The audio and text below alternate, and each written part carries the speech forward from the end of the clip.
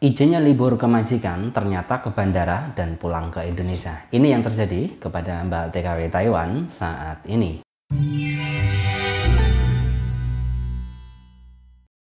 Nah, halo teman-teman semuanya. Ini ada sebuah kisah yang dialami oleh salah satu Mbak TKW Taiwan, sebut saja namanya T ya. Dia itu bertanya kepada kita tentang yang dulu ia lakukan, yaitu, Mbak, dulu saya pulang dari Taiwan dengan cara izin libur, tapi saya langsung ke bandara dan pulang Indonesia, itu katanya. Jadi ceritanya dia panjang lebar, itu sebenarnya dia tidak begitu betah di rumah majikan ya. Dia berbagai alasan, kemudian ngadu ke agensi juga berbagai alasan yang membuat dia tidak puas. Jadi ketidakpuasan dia itu membuat dia nekat untuk, ya adalah daripada kabur di Taiwan, nanti resikonya juga besar, pulang saja ke Indonesia, bisa berkumpul dengan keluarga, atau rezeki bisa dicari di Indonesia. Akhirnya dia waktu liburan dia udah beli tiket ya sebelumnya, jadi 2-3 hari sebelumnya dia beli tiket online lagi. Ini hampir sama dengan kisahnya kemarin ya. Kemudian dia izin libur, dia pastikan itu ada hari libur, dan dia tidak membawa semua pakaiannya ya, yang dia bawa yang perlu aja. Kemudian dia libur ke bandara, langsung terbang ke Indonesia karena dia bawa paspor ya, jadi bisa langsung terbang ke Indonesia. Nah, itu kejadian sebenarnya udah beberapa tahun yang lalu, dan kemudian dia di sini dia bertanya, kira-kira kalau mau ke Taiwan lagi masih bisa enggak, Mbak? Nah, kalau kejadian seperti ini ya, kalau dari pengalaman yang selama ini ada, dan yang namanya aturan itu bisa berubah ya, bisa hari ini saya jawab A tapi ternyata aturannya nanti B, ternyata oknum petugasnya itu memperlakukan B. Tapi kalau kejadian seperti ini, itu yang biasa terjadi atau biasanya itu tetap bisa terbang ke Taiwan lagi ya. Jadi kenapa kok bisa? Karena dia pulangnya ke Indonesia. Kalau dia kabur 3 hari 3 kali 24 jam, kemudian dilaporkan majikannya, teridentifikasi imigrasi, dia telah melarikan diri, maka dia ketika pulang ke Indonesia di blacklist selamanya, tidak lagi bisa ke Taiwan ya. Ingat, di blacklist selamanya. Jadi teman-teman tuh banyak banget yang tanya, saya kaburan sudah 10 tahun di Indonesia, bisa nggak? Saya kaburan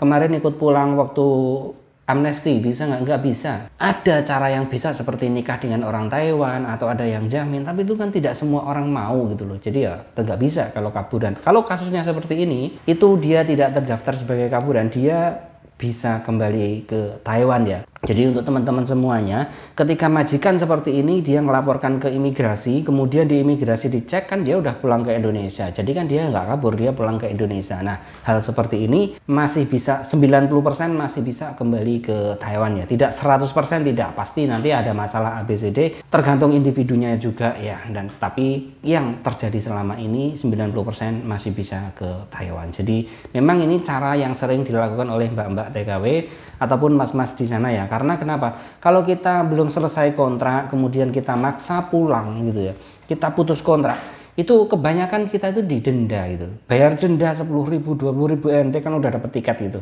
Jadi salah satu cara yang dilakukan oleh mbak-mbak, mas-mas yang ada TKW di Taiwan, TKI di Taiwan itu, ketika dia sudah tidak cocok dengan agensi, sudah tidak cocok dengan majikan, maka banyak yang seperti ini ya, izin libur tapi pulang ke Indonesia tidak kembali lagi. Karena untuk pulang ke Indonesia itu ya syaratnya gampang aja, ada paspor, ada tiket, udah bisa check in pulang ke Indonesia itu. Tidak terlalu ribet gitu. Kalau kecuali pulangnya dengan cara resmi ikuti aturan agensi ya, biasanya majikan ke Depnaker dulu, bilang putus kontrak atau selesai kontrak, kemudian setelah itu baru bisa pulang. Itu kalau cara yang sesungguhnya. Karena kita datangnya sebagai pekerja migran, kita melamar di majikan itu, ketika kita selesai maka majikan harus memutus kontraknya, daftar di Depnakernya itu dihilangkan atau dicabut ya. Jadi itu cara yang resmi. Cuman cara yang tidak resmi ya seperti ini, beli tiket, bawa paspor, pulang Indonesia. Bisa nggak? Bisa. Nah, untuk kembali ke Taiwan seperti ini bisa nggak? 90% bisa. Nah, ini tidak mengajari untuk teman-teman berbuat seperti itu ya, tapi setidaknya dengan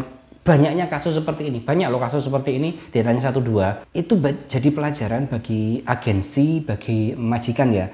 Jadi sinergi antara pekerja migran, agensi, dan majikan itu harus ada. Jangan sampai si agensi hanya membela majikan saja, tapi menindas PMI, sedangkan dapatnya bayaran si agensi itu dari PMI-nya gitu ya. Jadi 3 orang itu sebenarnya saling membutuhkan. Pekerja migran membutuhkan majikan karena dia membutuhkan bayaran bulanan gitu ya. Kemudian agensi membutuhkan pekerja migran karena tanpa pekerja migran agensi tidak bisa mendapatkan pemasukan. Agensi juga membutuhkan majikan. Karena kenapa? Kalau tidak ada majikan, pekerja migran mau dipekerjakan kemana? Jadi, kemudian majikan juga membutuhkan agensi. Karena kalau tidak agensi, mau ngambil sendiri, itu prosesnya juga agak ribet gitu ya. Kebanyakan dia majikan tidak mau tahu dan dia minta tolong ke agensi. Jadi, 3 orang ini sebenarnya saling membutuhkan. Kalau lebih baiknya ada sinergi ya.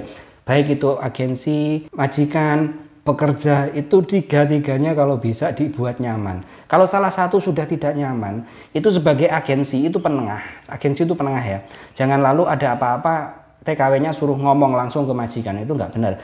Jadi agensi sebagai penengah itu harus 3 orang ini harus dibuat semuanya baik-baik saja, nyaman dalam bekerja. Karena tugas kenyamanan itu agensi yang bisa nganu. Ketika majikan sudah nggak begitu enak, TKW-nya nggak nyaman, ini agensi tugasnya. Tugasnya agensi gimana caranya biar majikan lebih mudah, TKW-nya jadi nyaman. Aslinya seperti itu. Kalau seperti ini terjadi, maka tidak rugi si TKW ini, si PMI ini membayar agensi tiap bulan potongan segitu ya. Tapi kalau ini cuma maunya duit doang, ketika dia ada masalah, dia diem saja, maka ini tidak pada tempatnya gitu loh, dan harus dirubah hal seperti ini biar kejadian-kejadian seperti ini tidak terulang kembali. Nah, ini sekedar kisah dari sekelumit ribuan kisah yang masuk ke kita. Kita akan ceritakan satu persatu kisah-kisah seperti ini dan menjadi inspirasi juga menjadi masukan bagi kita agensi dan juga para majikan. Semoga kedepannya para pekerja migran lebih nyaman bekerja di Taiwan. Selamat bekerja, semoga sukses dan diberikan kesehatan selalu. Jayo!